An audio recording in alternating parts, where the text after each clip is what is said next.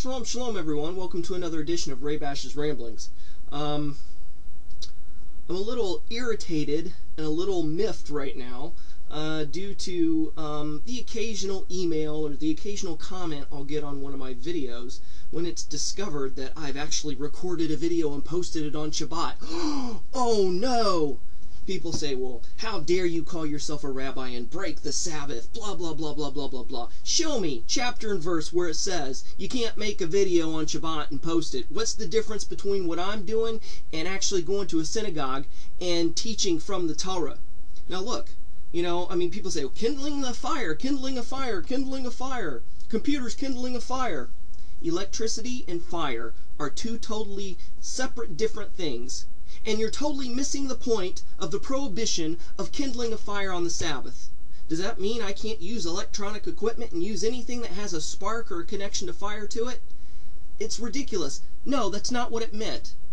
Back when the Torah was given, back when this commandment of the prohibition of kindling a fire on Shabbat was given, what was the main drive? What was the main point? The main point was, don't do any work. It's the Sabbath. You're not to do any work.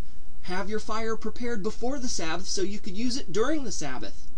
Because you know what?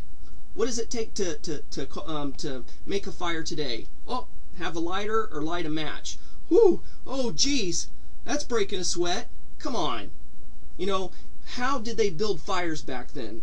They built fires by digging a fire pit, by collecting rocks and stones to hedge the fire in, to gather kindling, which was sawing and cutting and carrying and lifting and possibly chopping wood and chopping logs. And then you either had a fire bow or somehow harnessed the sun through some sort of device or used flint to get a fire going. And to create a fire like that, boy, it took about anywhere from 2 to 4 to 6 hours depending on what kind of fire you were building.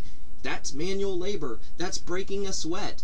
That is wasting 2 to 6 hours of Shabbat building a fire and breaking the Sabbath by working, not necessarily by kindling a fire. Now, electricity is different. Electricity has a constant flow that is on all the time. When you deal with the electricity, the only thing you're doing, you're not kindling a fire. All you are is toggling a switch that controls the flow of that energy that's always on. You're not kindling anything. You're just opening a gate to let the power through. What's the difference in having these kosher lights on Shabbat? It's a light that's on all the time, but yet there's a little turn knob that lets the light through or not.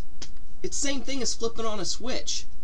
That kosher Sabbath light is always on. You're just controlling the flow or what you see of that light by turning the knob and allowing so much light or no light at all to come in. No different than flipping on a switch, because when you flip on a switch, you're just allowing that power that's already there, that's always on, to continue to flow through.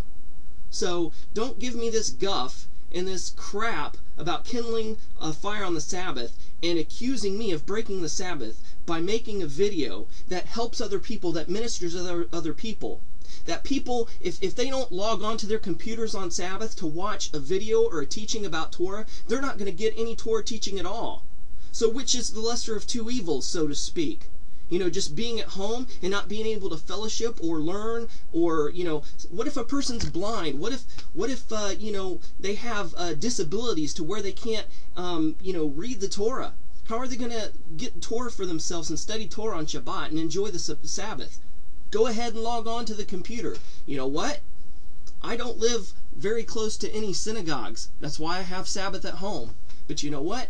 If there was one nearby that wasn't in walking distance, you better believe I'm going to get in my car and turn on the ignition and, oh no, I'm kindling a fire, a spark. Oh, come on, this is just ridiculous. You wonder why people don't have anything to do with organized religion? You wonder why people turn atheist? You wonder why people are anti-Semitic? You wonder why people don't want to have anything to do with religion? Is because of the stupid and ridiculous rules and regulations that you extrapolate and pervert and take out of context and misconstrue from what the Torah is really saying. You're just being another Pharisee all over again and taking the traditions and the interpretations of men and raising them to the level of the Torah, divine Torah command itself. Bull crap. Get over yourself. Get over your arrogance and self-righteousness. Come on. In Messiah Yeshua, he was accused of the same thing, of working on the Sabbath because he healed somebody. He restored somebody's hand. His disciples, his Talmudim, were accused of working on the Sabbath because they rubbed grain in their hands to get food to eat on the Sabbath day. They weren't working, rubbing your hands together just to get enough to put in your mouth to eat. That's not work. It's not labor. It's not sweat. It's not back-breaking. You're not doing it for profit. You're doing it for sustenance and survival. And healing a man on the Sabbath, he was accused of working and breaking the Sabbath by healing somebody. Well, what if the words, the teachings of Torah coming through the internet was able to restore somebody's spirit and to minister to somebody and cause a healing inside them? Don't accuse me of breaking the Sabbath and doing something wrong by posting a video on the Sabbath day. Come on. Get over yourself. Get over the arrogance. It's just ridiculous. I just noticed so many people. On the one hand, there's a revival of people coming out of Christianity and other religions and coming to Netzari, Messianic Judaism, and at the same time, there's another revival of atheism and agnosticism because they're tired of the stupid and ridiculous man-made, run, organized religions that pervert the scripture and that pervert the meaning of the Torah and of what the words of Messiah himself, and they're saying, forget it, I'm throwing in the towel, I don't want anything to do with religion anymore, and they just totally leave altogether. Are you one of those people? And not only this, people that come to me and get so angry and so mad because I'm posting a video on Shabbat. Where's the love, people? Where's the going to the person in love and saying, look, I'm coming to you in love. I'm coming to you in the name of Messiah. This is the way I read the Torah. This is the way I read the commandments of Messiah. To me, it appears that you're breaking the Sabbath by posting these videos. I would totally respond in a totally different way. Wow, that's very admirable. That's noble. Somebody coming in love and somebody expressing their heartfelt conviction, and maybe they just misunderstand what I'm doing, and I get a chance to tell that. But instead, no, there's a lot of people that come and say, well, how dare you break the Sabbath? How dare you call yourself a rabbi? Blah, blah, blah, blah, blah, blah, blah. Well, what if I respond, well, how dare you call yourself a Jew? How dare you call yourself a follower and a believer of Messiah Yeshua? Where's the love, people? Instead, I just see arrogance and self-righteousness, and anger and hate, not love. We're supposed to rebuke in love. If you're going to rebuke, you're supposed to rebuke in love. Not only that, but, where's the witnesses as well to come and join you and just say, hey, what's the deal with this? So, yeah, this is a little bit of a rant. I'm miffed because, it's an old dog. It's an old horse that gets beat all over again, and it's just ridiculous.